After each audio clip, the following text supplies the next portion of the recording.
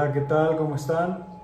Este video es muy importante, me parece fundamental porque voy a tratar a grandes rasgos el tema del abuso sexual. A grandes rasgos, ¿sí? El abuso sexual es un tema dentro de los escenarios de riesgo muy amplio. Siento que muy mal entendido y mal abordado. Es un tema tabú, además. Es un tema difícil de tratar con las víctimas de abuso sexual. Y de la misma manera que cuando se habla, por ejemplo, hablo de riñas, las personas piensan inmediatamente en peleas callejeras, como si las riñas nada más fueran peleas callejeras. De la misma forma, cuando se habla de abuso sexual, se piensa, muchas personas piensan en la mujer que es víctima en un callejón oscuro por parte de un depravado, ¿no? Y no, el abuso sexual va mucho más allá que eso, ¿sí? El abuso sexual nosotros lo abordamos dentro de Combatives, lo abordamos dentro del escenario de privación de la libertad. Y estoy abordando este tema porque justamente ahorita estoy escribiendo al respecto. Quisiera compartirles un poco de lo que he escrito, pedazos, no les voy a dar todo el capítulo, pero algunos pedazos que les van a ayudar a entender más lo que es abuso sexual y por qué es tan importante abordarlo, ¿sí? Dice, en Combatives denominamos privación de la libertad a todo escenario de riesgo que nos anula nuestro libre tránsito. No solo es secuestro, también es cuando uno o más agresores no nos dejan escapar de una situación que pone en riesgo nuestra integridad. De la misma forma, cuando se menciona el escenario de riña y la mayoría de las personas piensan en peleas callejeras, así en el escenario de privación de la libertad, donde lo tratan de reducir para comprenderlo, y es de esperarse, ya que eso es lo que hacemos los seres humanos cuando no podemos medir la envergadura de un suceso. Lo acomodamos a nuestra medida conceptual, que pudiera ser muy pequeña. Cuando uno o más personas nos restringen nuestro libre tránsito, no importa el motivo, nos están privando de nuestra libertad. Pudiera ser un cautiverio corto o largo, dependiendo de la circunstancia particular. Analicemos algunas de estas circunstancias con base en sus móviles. Bullying, abuso sexual, robo, secuestro, tortura. Yo aquí hago todo un desglose, no estoy haciéndolo ahorita, hago todo un desglose de cada uno de las variables de privación de la libertad.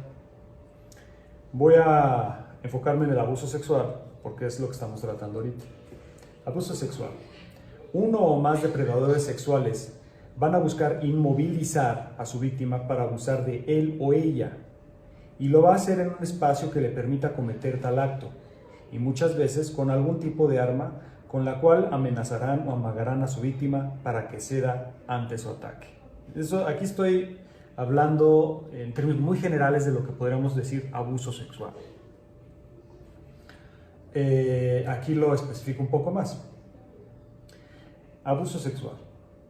Empezaría con el mismo principio anterior, donde el depredador busca aislarnos física y psicológicamente, cosa que debemos evitar a toda costa para poder huir o pedir ayuda.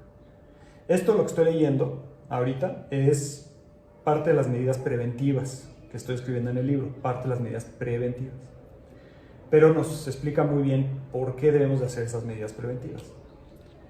Pero en el caso del abuso sexual, muchas veces el aislamiento no es por el uso de la fuerza, sino por el engaño, donde el agresor se presenta como inofensivo, al ser incluso alguien de extrema confianza hacia la víctima, y cuando ve la oportunidad ataca y muestra sus verdaderas intenciones.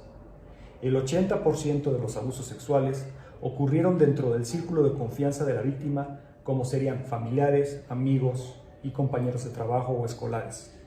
Así que podría decir con toda certeza que la prevención en el abuso sexual es más un juego mental, donde debemos aprender a leer las verdaderas intenciones de un agresor o agresores.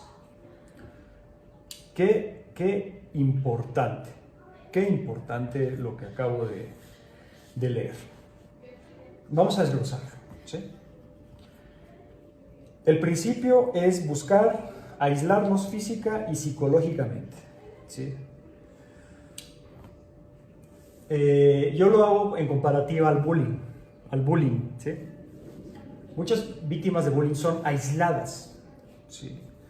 Física y psicológicamente, aisladas en un espacio donde pueden ser agredidas y también manipuladas para hacerles pensar que no tienen ayuda posible, que están solas y que no van a poder salir de la situación nunca, prácticamente. En el abuso sexual ocurre lo mismo. La diferencia es que en el bullying, por ejemplo, el aislamiento muchas veces es con el uso de la fuerza. Sí. Se lleva a la víctima a un baño o a un espacio cerrado dentro del salón de clases cuando ya no están todos los amiguitos o la comunidad estudiantil, y en ese aislamiento la víctima recibe todo el daño, ¿sí?, que se le pretende infligir. Pero muchas veces ese aislamiento, en el caso del bullying, se hace por medio del uso de la fuerza, se restringe por medio de la fuerza. En el caso del abuso sexual cambia un poco.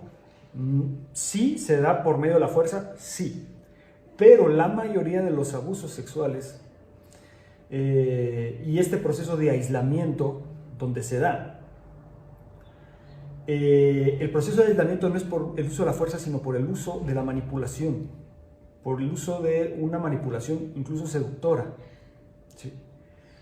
¿Y por qué es así? Porque, como menciono aquí, el 80% de los abusos sexuales han sido dentro de los círculos de confianza. El padrastro que abusó de la hijastra, el primo que abusó de la prima, el tío que abusó del sobrino, el novio que abusó de la novia, el compañero de trabajo que abusó de la compañera, ¿sí? La niñera que abusó del niño, ¿sí? La empleada que abusó de la niña, el estudiante que abusó de su compañera. O sea, han sido casos dentro de los círculos de confianza de la víctima. Y cuando estamos hablando dentro de un círculo de confianza, es que el depredador se gana primero la confianza. Se gana la confianza por relaciones consanguíneas o por relaciones laborales o por relaciones de amistad, etc. Se gana la confianza y cuando ve la oportunidad ataca, pero va generando la oportunidad aislando a la víctima poco a poco. Y la va aislando no nada más físicamente, sino la va preparando psicológicamente. No le digas nada a tu papá, no le digas nada a tu marido, no le digas nada a tu hermano, no le digas nada a nadie, porque si dices algo te voy a lastimar más. Es un proceso de aislamiento. Entonces yo aquí lo que menciono es que la prevención es más que nada un juego psicológico, o un juego mental, donde las personas deben de entender, en primer lugar, esto, que la mayoría de los abusos sexuales son dentro de los círculos de confianza y que no crean que porque es tu amigo o amiga o jefe o compañero de trabajo o de la escuela o familiar no te va a hacer daño. Sí, que no crean nunca eso. Y ir con este entendimiento desarrollando la capacidad de ver las dobles intenciones de una persona que pretende manipularte, seducirte para que bajes la guardia, hacerte creer que es de tu confianza y de que no corres peligro con esa persona, que tú te des cuenta cómo está haciendo esa manipulación, porque si tú te das cuenta que está manipulando y que te está tratando de dar la vuelta, como decimos aquí en México, ¿sí?, tú te vas a dar cuenta que algo no está bien. Muchas veces, muchas víctimas de abuso sexual sintieron que algo no estaba bien desde el principio. La forma en que me tocaba, la forma en que me hablaba, la forma en que me llevaba y me aislaba, ¿sí?, la forma en que me comentaba ciertas experiencias sexuales que no tenían nada que ver con la conversación. O sea, todo ese tipo de estrategias aplican los depredadores sexuales para manipular a sus víctimas y que la víctima acabe cediendo y quedando aislada, ¿sí? No nada más, digo y repito, físicamente, sino psicológicamente.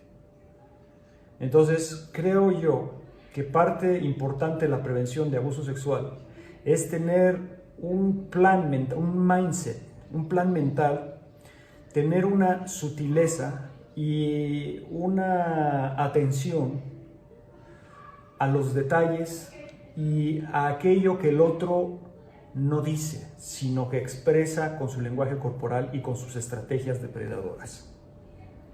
Y eso no es nada fácil, nada fácil. Lógicamente hay técnicas de protección, técnicas reactivas para poder salir avantes de un intento de abuso sexual. Que las hay, las hay. Sin embargo, el hecho mismo es totalmente traumático y aunque el abuso sexual no se llegara a dar porque nos pudimos defender, de todos modos es un evento totalmente traumático que además se conjuga con tabú, se conjuga con no lo digas, no lo denuncies, no lo hables. ¿Por qué? Porque vas a quedar mal ante la sociedad. La mayoría de las víctimas de abuso sexual son personas que no mencionan, que les da vergüenza, que les da pena mencionar o hablar de sus experiencias traumáticas al respecto. Y eso es lamentable. La mayoría de los abusos sexuales no han sido denunciados, la mayoría, ¿sí?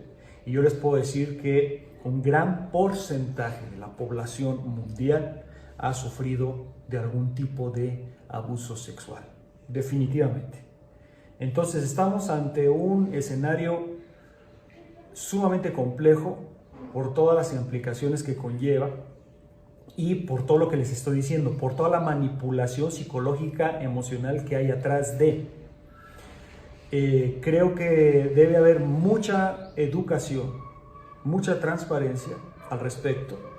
Creo que los padres, yo soy padre, y las madres, los padres, los familiares, los mayores, debemos definitivamente educar a las generaciones que vienen al respecto y mencionarles la realidad, decirles cómo es la realidad de este asunto, cómo es la realidad. No entrar en un pudor moralino estúpido que deja a ciegas a nuestros niños, niñas, jóvenes, ¿sí? Adolescentes, incluso adultos, y los deja a merced de estos depredadores sexuales que hay en todos lados. Entonces, me parece un tema fundamental, muy importante, que debe ser abordado en la parte preventiva, que ya lo acabo de mencionar, y ya ni digamos en la parte reactiva, ¿sí? En el uso de la fuerza, donde un niño, una niña, un adolescente, una jovencita, un joven, un adulto, una mujer, una mujer mayor, un adulto mayor, debe de tener herramientas reales para poder sobrevivir y sobre todo reducir el daño dentro de un escenario de abuso sexual. Definitivamente, ¿sí? Es tan importante como aprender a caminar, como aprender a manejar, como aprender a nadar, como aprender a correr, como aprender a pensar. O sea, es así de importante, ¿sí? Es así de básico. Yo acabo de decir, aprender a caminar, sí. Hasta para caminar se aprende. También se debe aprender esto tan básico y tan fundamental que está enfrente de nuestras narices y que muchas personas no se están dando cuenta de todo lo que ocurre a sus seres queridos y a sí mismas también. Hasta luego.